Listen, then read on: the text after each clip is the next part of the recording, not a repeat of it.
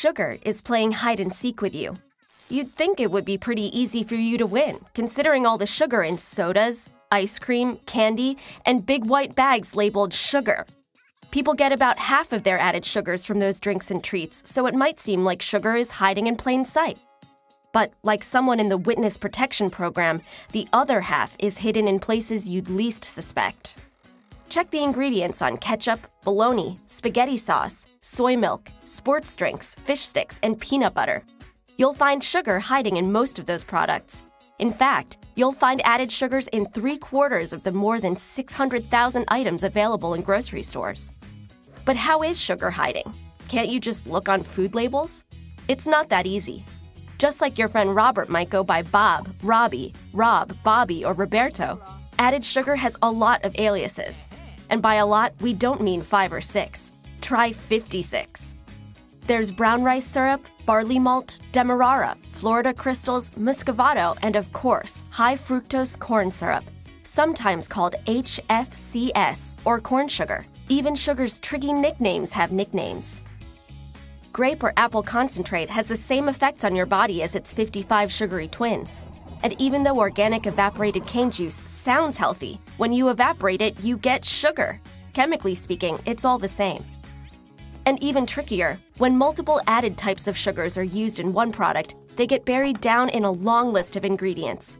So the sugar content might appear to be okay, but when you add them all together, sugar can be the single biggest ingredient. Currently, the FDA doesn't suggest a recommended daily limit for sugar, so it's hard to tell if the 65 grams in a bottle of soda is a little or a lot. But the World Health Organization recommends limiting sugar to just 5% of your total calories, or about 25 grams per day. So 65 grams is well over twice that amount. But just what is sugar? What's the difference between glucose and fructose?